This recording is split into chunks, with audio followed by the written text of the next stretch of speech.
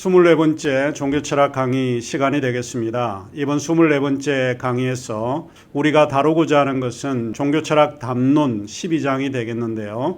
12장의 주제는 과학과 종교는 상충하는가? 라고 하는 주제를 가지고 우리가 살펴보도록 하겠습니다. 우리 그리스도인들이 과학 그렇게 이야기를 하면 이 과학은 교회와 완전히 다른 영역이라고 생각하는 경향이 굉장히 많고 뿐만 아니고 이 교회는 과학과 적대적인 관계라고 생각하는 그리스도인들이 상당히 많이 있다고 생각이 되어집니다. 그런데 우리가 사실 이 문제를 자세히 들여다보면 과학이 발전하고 진보하게 된 이유 중에 하나가 그것은 교회의 도움이 컸다라고 하는 것을 우리가 잘 알 수 있습니다. 최초의 대학은 보통 12세기에서 이야기를 하는데 이 대학들, 불료나 대학이라든지 파리 대학 이런 데 대학들은 바로 교회에 의해서 도움을 받고 과학에 대한 연구가 있었다라고 하는 것을 우리가 역사를 통해서 잘 알고 있습니다.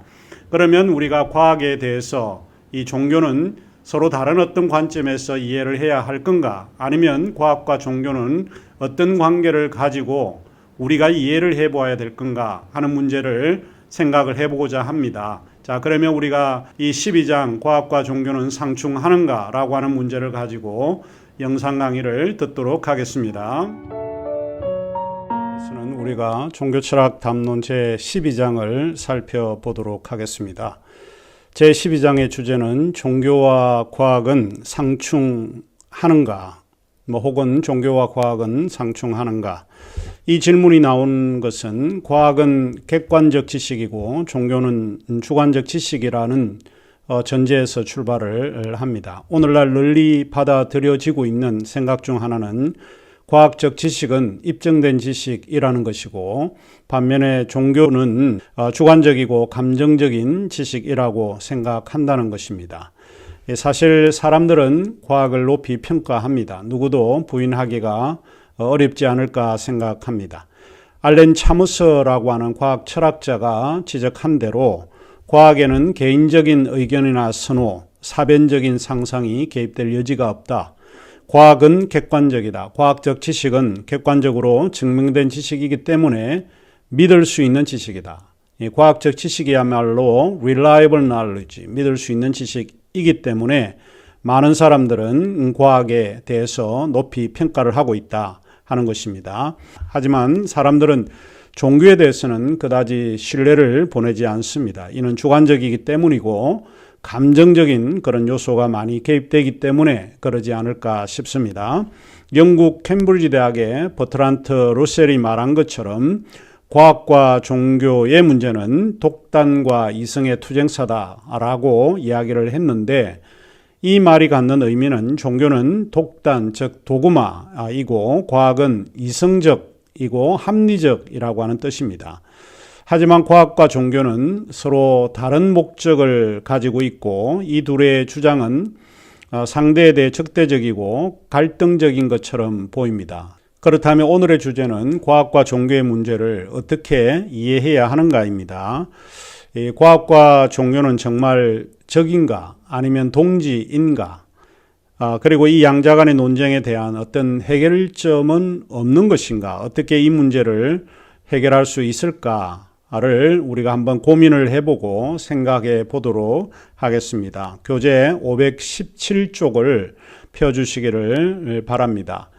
과학과 종교의 관계를 이 문제를 좀 살펴보도록 그렇게 하겠습니다. 역사적으로 과학과 종교의 갈등이 본격적으로 수면 위에 오른 것은 갈릴레오의 종교 재판에서 비롯되었습니다.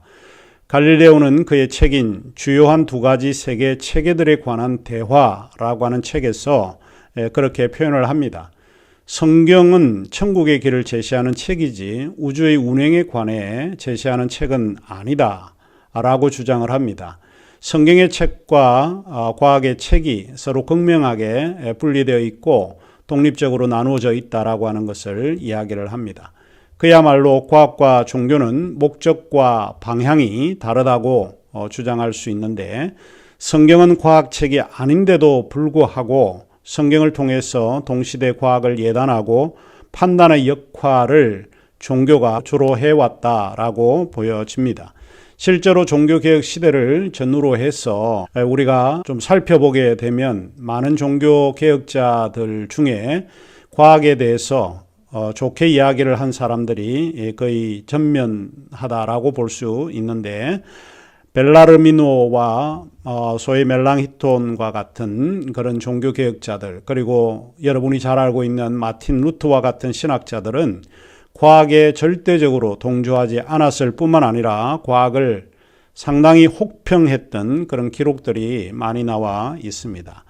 루터의 경우를 한번 살펴보면, 루터의 경우에는 코페르니쿠스를 신랄하게 비판을 했습니다. 오늘날 우리가 코페르니쿠스에 대해서 아무런 의심 없이 받아들이고 있는데, 당시에 루터는 코페르니쿠스를 상당히 비판을 해왔고, 그의 이론을 말하기를 풋내기 점성가라고 혹평을 했을 뿐만 아니고, 그런 것들을 주장하는 사람들을 어리석은 자식들이라고까지 표현을 했습니다. 이처럼 최근에는 이 과학과 종교의 문제가 과거에 있던 것과 다르게 새로운 양태로 좀 논쟁거리를 만들고 있는 것 같습니다. 최근의 과학과 종교의 문제가 될 수 있는 것은 진화론과 종창조론에 의해서 비롯되었다라고 보는 겁니다. 진화론과 창조론은 두 가지 서로 다른 어떤 관점을 가지고 있기 때문에 오늘날 종교와 과학이라고 하는 큰 틀에서 좀 이해될 수 있지 않을까 싶습니다. 자, 그러면 이제 우리는 이 문제를 어떻게 해결해야 할지 살펴보도록 하겠습니다. 저는 이 문제를 네 가지 유형별로 설명을 하면 좋지 않을까 싶어서 네 가지 유형별로 좀 살펴보게 되었습니다. 이 문제는 과학과 종교의 관계를 유형별로 설명을 하면 효과적이고 더 잘 이해될 수 있지 않을까 싶어서 제가 그런 방식을 도입을 해서 설명을 했습니다. 교재 519쪽의 첫 번째 견해는 과학과 종교를 상충적인 관계로 보는 견해입니다.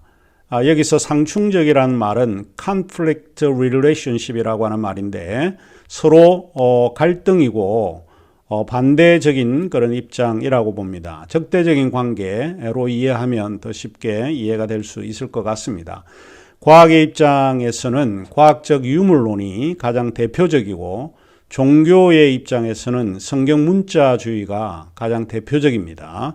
과학적 유물론은 과학을 절대적으로 신봉하고 있기 때문에 성경 문자주의와는 정반대의 입장을 표방하고 있습니다.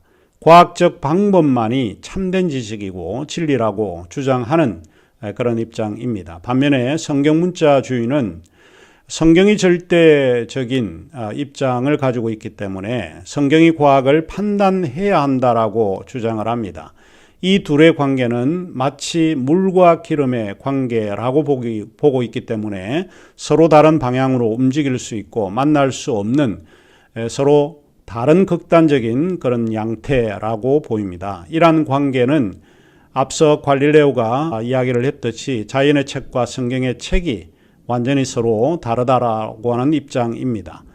그 다음에 이제 우리가 두 번째 입장을 생각을 해봐야 되는데, 이 두 번째 입장은 과학과 종교의 독립적인 관계의 입장입니다. 과학과 종교는 그 대상과 방법 그리고 목적에 있어서 현저하게 다르다는 것을 여러분이 알 수 있을 것입니다. 이 관점은 과학과 종교 간의 갈등을 피하는 또 다른 방식으로서 두 영역은 서로 독립적이고 자율적으로 이해할 수 있다는 그런 입장입니다.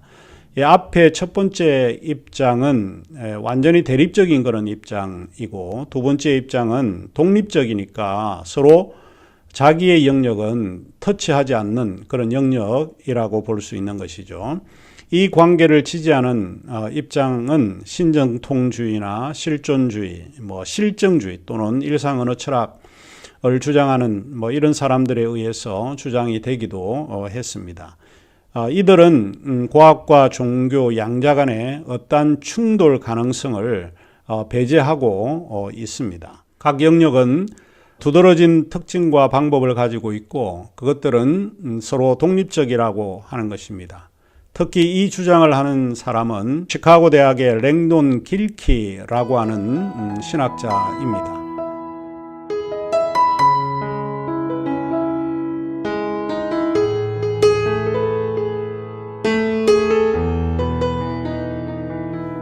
여러 이 주장을 이 영역에서 주장하는 사람들이 많이 있기는 하지만 랭돈 길키를 시간 관계상 이 한 사람만 좀 여러분에게 소개하는 것이 좋을 듯 싶습니다.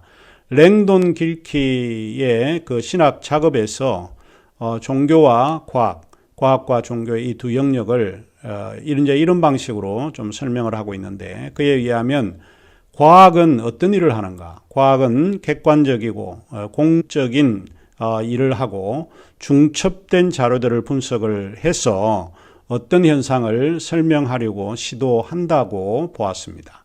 반면에 종교는 이 세계의 아름다움과 질서의 존재, 또 사회 속에 일어나고 있는 범죄나 불안과 또 삶에 대한 의미와 같은 인간의 실존적이고 인간의 내면적인 그런 삶에 대해서 설명해 보려고 한다는 거예요. 이 종교는 그러한 목적을 가지고 있는 것이고, 과학은 이 검증의 원칙에서 모든 것을 탐구하는 원칙을 가지고 있다. 그래서 서로 이제 독립적으로 다르다라고 하는 것을 우리가 이해해 볼 있는데, 그래서 길키는 과학은 실험적으로 검증되어질 수 있는 어떤 양적 예견을 만들어 내고는 있고, 종교는 신이 초월해 있기 때문에 상징적이고 유추적인 언어를 사용해서 그들의 주장을 담고 있다, 이렇게 보았습니다. 과학과 종교의 관계가 마치 언어놀이와 매우 유사하다라고 하는 것을 알게 됩니다. 과학의 언어놀이는 종교의 언어놀이와 다릅니다. 이 과학은 검증을 원칙으로 하는 놀이이고, 종교는 실존적인 우리의 구체적인 삶을 근거로 하는 그런 영역입니다.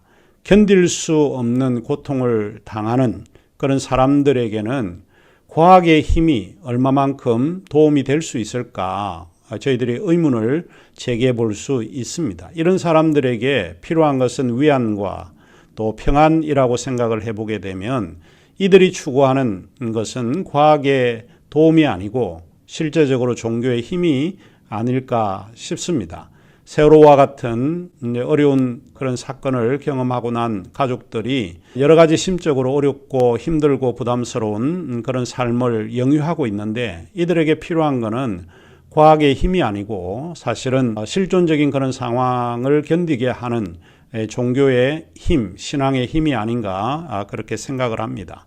하나 더 예를 든다라고 하면 성경에 언급된 나사로의 눈물을 하나의 예로 우리가 설명을 할 수 있을 것 같은데, 나사로의 눈물, 예수님께서 나사로의 집을 방문했을 때 나사로가 죽었다라고 하는 이야기를 듣게 됩니다. 예수님께서도 눈물을 흘렸습니다. 그 나사로에 대해서 예수님이 흘린 그 눈물은 과학에서 검증하려고 하게 되면 그것은 H2O나 또 솔트, 소금이나 그와 같은 화학적 요소, 이런 거를 분석하고 찾아내는 것이 예수님의 눈물일 거다라고 이해해 볼 수 있습니다. 하지만 종교의 관점에서, 신앙의 관점에서 보면 예수님의 그 눈물은 애정과 사랑, 또 나사로에 대한 얼마만큼 친밀감 있는 그런 존재였던가 하는 것을 알 수 있습니다. 그래서 결국에는 과학의 놀이와 종교의 놀이가 서로 극명하게 다르다는 겁니다. 이 두 개는 서로 독립적으로 존재하고 있기 때문에 서로에 대해서 옳다 그르다 진위를 가지고 평가할 수 없는 영역이라고 주장을 할 수 있습니다. 세 번째 입장은 과학과 종교를 대화적 관계로 이해하는 견해입니다. 이 입장은 서로 상충되거나 독립되어 있지 않고 상호 대화가 가능한 영역으로 이해한다는 데 있습니다. 이 입장에서 상호 대화적으로 보는 이 견해는 과학이나 종교 모두가 해명적이라는 데 있습니다. 다시 말을 하자면 과학도 자연이나 실제를 설명하는 것이 1차적인 목표이고, 종교도 궁극적인 절대자인 신이나 또 실제를 설명하는 것이 1차적인 목적이라고 하는 것입니다. 여기에 대한 전제는 그런 것입니다. 과학도 진리가 아니고 종교도 진리가 아니다는 겁니다. 과학도 종교도 진리를 해명하는 방식이다라고 하는 전제에서 출발을 하고 있습니다. 그러므로 과학과 종교는 사물의 궁극적인 요소를 설명하기 위해서 존재하고 있는 것입니다. 이 입장을 지지하는 과학 철학자가 저희들에게 잘 알려져 있는 토마스 쿤입니다.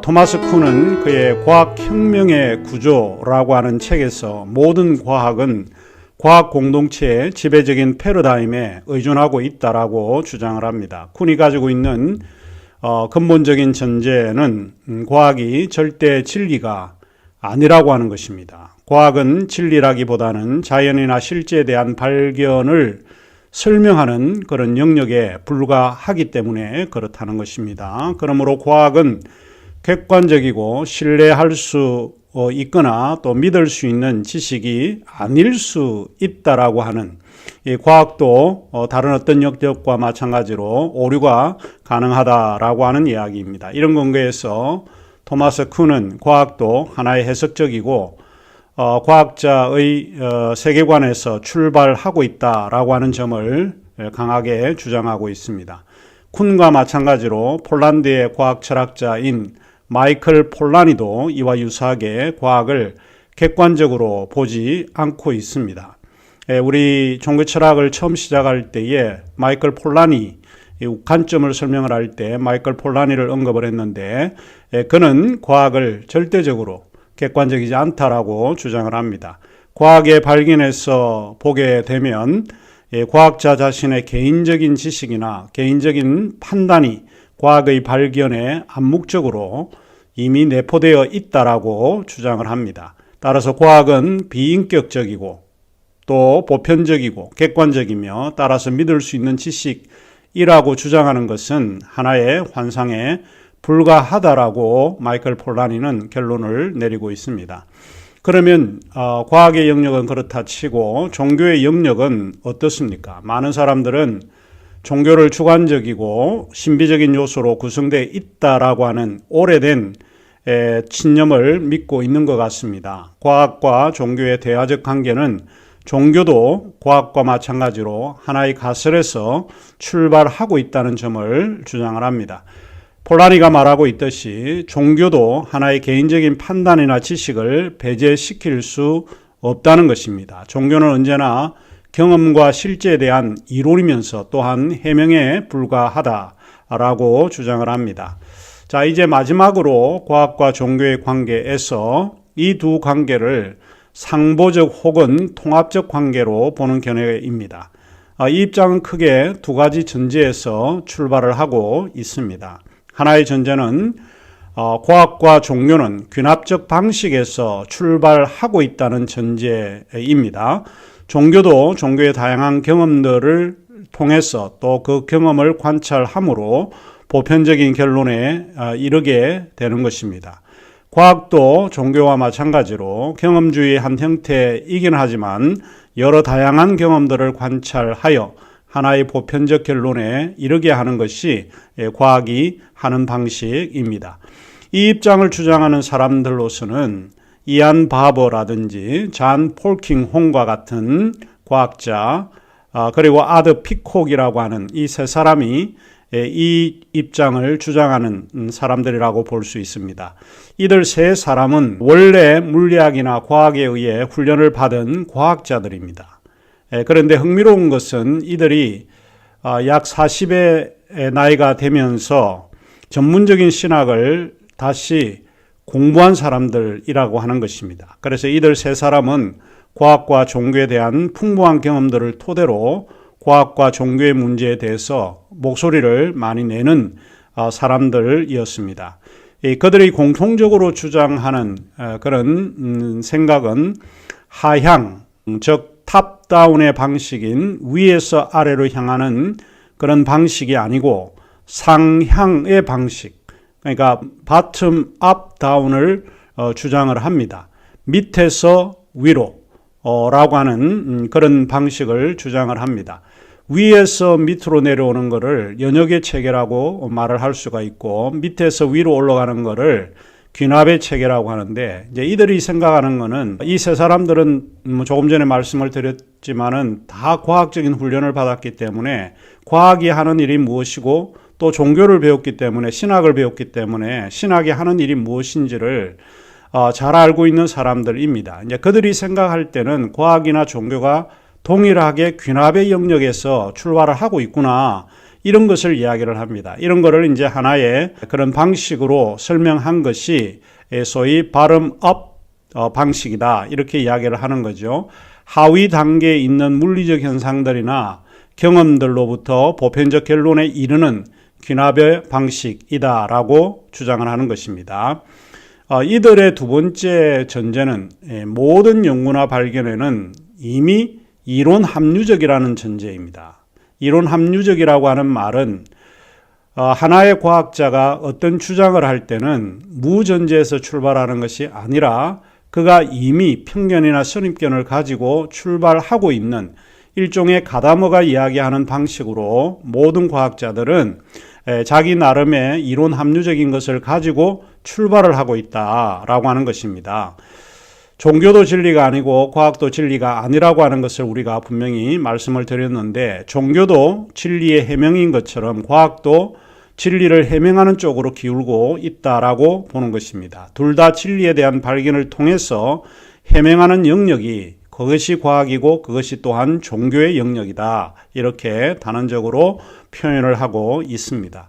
관찰자의 개인적인 선호도가 관찰의 결과에 영향을 미치게 되는 것입니다. 이 관찰자가 어떤 행위를 하는가에 따라서 그 관찰의 결과에 영향을 미치는데, 관찰자의 취미가 뭔가, 관찰자가 살아온 배경이 뭔가, 관찰자의 인식론이 무엇인가, 무신론자인가 유신론자인가 따라서 동일한 시간과 동일한 재료를 가지고 과학 실험을 해도 과학의 결과가 달라질 수 있다라고 하는 겁니다. 이제까지는 관찰자를 배제해 왔지만은 과학이 관찰자를 이야기를 해보면 관찰자가 이미 이론 합리적인 편견이나 선입견을 가지고 출발을 하고 있고, 그 인식론과 세계관이 과학의 결과에 영향을 미친다 하는 이야기입니다. 따라서 관찰자의 개인적인 그런 취향, 선호도, 이런 것이 관찰의 결과에 지대하게 영향을 미치고 그것이 결정적이다라고 하는 주장입니다. 이것에 대한 구조는 교과서 532쪽에 도형으로 설명해 두었습니다. 자, 그러면 이제 우리가 살펴볼 것은 종교의 제한성과 가치, 그리고 과학의 제한성과 가치를 살펴볼 필요가 있습니다. 우선 우리가 종교의 제한성과 가치를 살펴보겠습니다. 종교가 과학이 될 필요는 사실 없습니다. 그렇지만 과학에서 진리의 조건으로 삼고 있는 귀납적 추론, 관찰, 합리성, 이성, 그리고 상식과 같은 필요 충족의 요소들을 종교는 신중하게 고려해야 합니다. 종교가 보다 건전하게 되려면 과학자들이 주장하고 있는 이런 방식들을 수용을 해야 합니다. 종교만큼 신비주의에 빠지기 쉬운 집단도 아마 없을 것이라고 생각을 하는데, 이는 종교가 합리성이나 이성의 영역을 무시하기 때문에 그러지 않을까 싶습니다. 그렇지만 종교가 이성과 합리성을 강조하지 않는다고 해서 또 우리가 판단을 잘못해서 종교가 필요 없다고 보아서는 안 될 것입니다. 많은 사람들이 종교의 무용성을 주장을 해왔는데 이것은 또한 옳지 않다고 보입니다. 종교는 우리의 실존적인 삶에서 상당히 중요한 요소를 차지하고 있습니다. 오래전에 칼 막스 같은 유물론자들은 종교의 무용성을 주장을 해왔고, 프로이트와 같은 심리학자들도 종교의 무용성을 주장을 해왔습니다. 그리고 계몽주의나 합리주의 성향을 가진 사람들조차도 종교의 무가치를 단언해 왔습니다. 하지만 이러한 생각은 지극히 잘못되었습니다. 세속도시로 잘 알려진 신학자 하비 콕스는 지난 30년간 세계적으로 나타난 기독교의 성령운동에 관한 흥미로운 연구 결과를 내놓았습니다. 그는 현대 문명이 종교의 소멸론이 아니고 종교적 본능의 회귀를 갈망하고 있다는 결과를 언급을 했습니다. 그는 천국으로부터의 불이라고 하는 책에서 오늘날 사라져가는 것은 세속성이 사라져가는 것이지 종교성은 사라지지 않는다라고 보았던 것입니다. 사회가 더욱 합리적이 될수록 종교가 사라질 것이라고 보았지만 그러지 않았다는 것입니다. 사회가 더욱 합리적이 될수록 사람들은 종교를 믿는 그런 경향으로 들어가고 있다. 종교를 믿는 사람이 더 많아진다는 것을 그런 이야기를 하고 있습니다. 이것은 왜 그럴까? 그것은 종교의 역할 때문입니다. 우리는 왜 종교가 필요할까요? 종교가 필요한 이유는 종교의 가치를 결정할 것이기 때문에 그렇습니다. 사람들은 과학이 인간을 구원하지 못한다는 사실을 잘 알고 있습니다. 과학이 인간의 절망과 고통을 해결할 수 없음을 사람들은 알고 있기 때문에 그렇습니다. 인간의 실존은 과학이 추구하는 방식보다는 정반대의 길에서 도움을 주기 때문에 그렇죠. 그래서 오늘날의 사람들은 종교가 그들에게 도움을 줄 수 있다고 믿는 것입니다. 그러면 과학은 어떤 제약성을 가지고 있고 그 가치는 무엇인가 하는 것입니다. 일단 우리는 과학을 맹신해서는 안 됩니다. 아덕 피콕이 지적한 것처럼 일반적으로 우리가 발견하는 것은 자연과학의 언어를 무비판적으로 수용하고 있고 우리의 젊은이들은 종교 대신에 과학의 픽션, 소설이죠. 픽션의 온한 현실을 받아들이고 있다라고 했습니다. 이처럼 과학은 사람들로 하여금 암묵적으로 추앙과 경배의 대상이 되고 있습니다. 그러나 과학은 진리가 아니라 그 시대의 어떤 패러다임이나 그 시대의 패러다임에 의존하고 있는 과학을 통해서 설명하고 있다라고 보는 것입니다. 패러다임이 바뀌거나 그 시대에 소위 어떤 개념이 세계관이 바뀌게 되면 과학 전체가 변화될 수 있기 때문에 과학은 절대적으로 객관적이거나 진리라고 보는 것은 어렵다라고 하는 것입니다. 하지만 우리가 주의해야 할 것은 과학은 아무것도 아니야 라고 하는 태도는 우리가 버려야 합니다. 과학은 필요합니다. 우리의 신앙생활 속에서도 과학적인 생각이나 과학적인 태도는 필요한 부분이기 때문에 과학이 필요 없다 이렇게 보아서는 안 됩니다. 과학은 신앙을 위해서도 상당히 필요한 조건에 있다라고 하는 이런 생각을 가지면 좋을 것 같습니다. 자, 그러면 시간이 다 되었기 때문에 강의는 여기서 마치고